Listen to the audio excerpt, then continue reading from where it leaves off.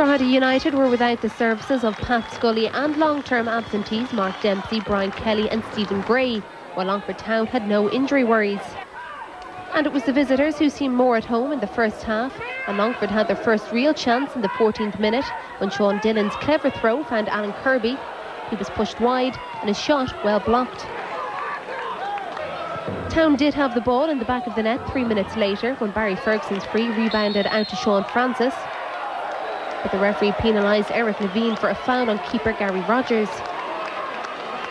The disappointment didn't last too long though. The very next minute, a long hopeful ball from defence tempted Rogers too far out of his goal.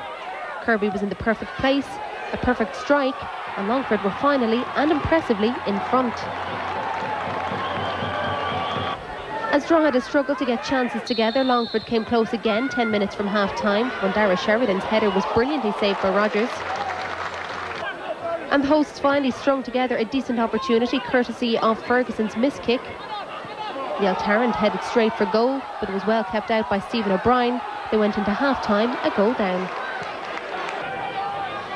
But it was all change in the second half as a revitalised Drogheda emerged from the tunnel, and they had their first opportunity to show this change 6 minutes in when Tarrant was judged somewhat controversially to have been fouled by Kieran Foley. Andy Myler was Drogheda's top scorer last year, but had so far failed to hit the target this season. That all changed with his dipping free kick. And the team that had shown so little promise in the first half almost went ahead 8 minutes into the second. Mark Quinless skipping past a couple of Longford defenders. O'Brien in the Town goal came to the rescue.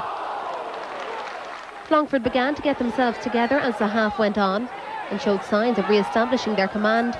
Avery John had plenty of space for a more powerful and a more accurate effort. They did go back in front on the hour mark thanks to a solo effort from Sheridan, weaving through the Drogheda defence before getting his shot in. Alan Matthews' side back in control with just half an hour remaining. Drogheda tried to hit back straight away. Another long ball from defence controlled well by Tarrant. The post first saving Longford, and then from Quinless's weak follow-up, O'Brien and Ferguson contrived to keep the ball out, and they knew they'd been fortunate.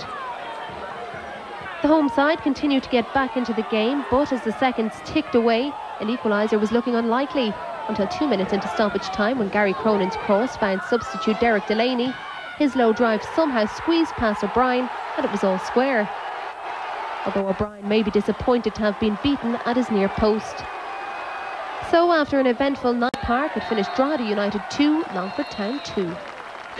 Damon, great end to the game if you're a Drogheda United fan, but not if you're a Longford Town supporter. No, I think both goalkeepers were disappointed with each of the second goals they've conceded. I mean, Gary Rogers is in great form, maybe should have done better with Dara Sheridan's goal. Steve O'Brien was disappointed in being beaten so late in the game with his near post. Maybe the early strike took him unawares, but it was a very spirited second half performance from Drogheda.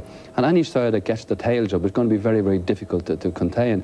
And Longford, who were expecting a lot from Longford this year, I think, maybe should have been happier with the 3 points, but had to settle for the point in the end. We can take a look now at the goals, and certainly an excellent opening goal. Yes, it was. A great goal from Alan Kirby. I mean, it's a ball down the middle. The keeper does well. He thinks he clears the danger up, but this is great selection, great vision, and wonderful technique. Lifts the ball over the top. The keeper scrambling back. This is a superb goal. And everything is right about it. The side of the foot, followed through on the ball, just enough loft on it to keep it away. This was a senseless free kick to be given away there, I feel. A bit clumsy. Any doubts over the free kick? No, I don't think so. I think it was a clumsy free kick. But Andy Muller is expert at taking these free kicks.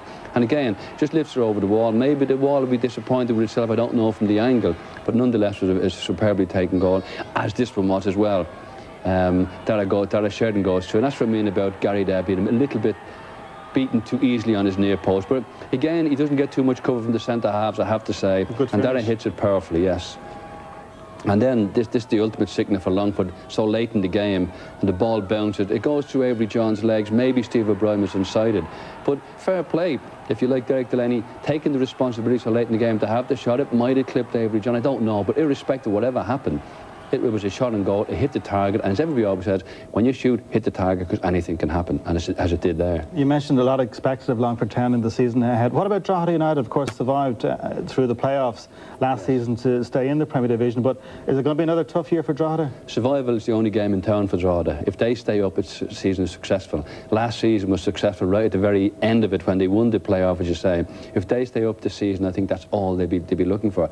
And it's a gradual period of trying to consolidate that position, the Premiership, and maybe in a year or two's time trying to improve everything on and off the park so they become a major club. Steady progression, and if they can survive this season, I think they will be very, very happy with that. And are we seeing something similar to what we're seeing in England with almost 2 divisions, or maybe 3 in the 1 division, if you like? Yes, I mean, that's the same with football all over the world, Dave. Spain and then Germany and Italy, and it's always going to be the way. And as full-time profession takes hold here, those who can't go full-time or won't go full-time will find themselves being left behind.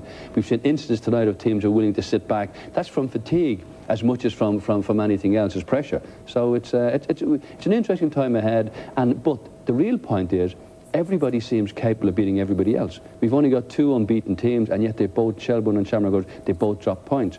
So we're going to have a much more interesting season this season than last season. I don't think any team is going to surge ahead. Which we're all expecting the Bohemians to be like that, I don't think it's going to happen. Certainly not for a while yet, anyway.